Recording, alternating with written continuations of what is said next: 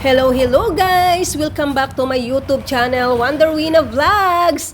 Today's video guys is sipag-sipagan blows akets. Aray! Ayan, dahil rainy season na, ang bilis magsilaguan itong mga damo dito sa harapan nila Tony. Tapos yung mga sanga-sanga ng mga puno na yan. So binabawasan ko kasi hindi na namin makita yung mga dumarating na sasakyan sa kabilang side. Ayan.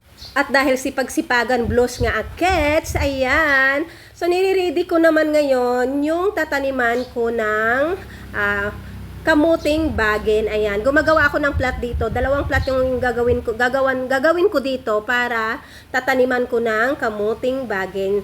Ayan. Dahil mahilig akong bumili ng mga talbos ng kamote, yung mga sanga-sanga na yon, yung mga tangkay-tangkay niya, tinabi ko para dyan ko itatanim. Ayan. At dahil medyo tanghali na nga guys, pakakainin ko muna tong mga alaga naming pato. Ayan. Baka layasan na naman kami pag nagutom sila. Ayan. Balik na naman tayo sa aking pagtatanim. Ayan. Dahil ready na yung plat na tataniman ko, itutusok-tusok ko na tong mga tangkay ng kamote. Ayan. Talagang nagpapakasipag-sipag ako ngayon guys pag tanim-tanim dahil sa mahal nga ng bilihin. Sobrang nag-boom yung mahal ng mga bilihin ngayon. Ayan. Kisa bilhin ko pa ito sa labas, o diba? Yung mga itinanim ko dito, makakalibre na ako.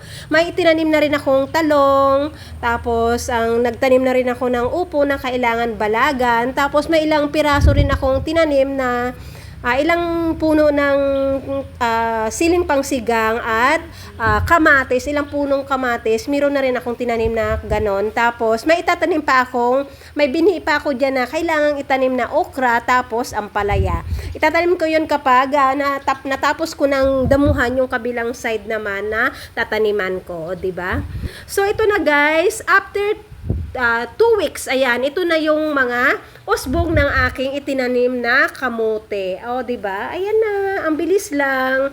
Nagkaroon na ng talbos. Itong kabilang side, mas mag-green, mas malalapad na yung dahon. O, diba? So, after 1 month yan, baka pwede na akong makatalbos dito sa aking tanim. So, hanggang dyan na lang, guys. Thank you for watching. Mabush!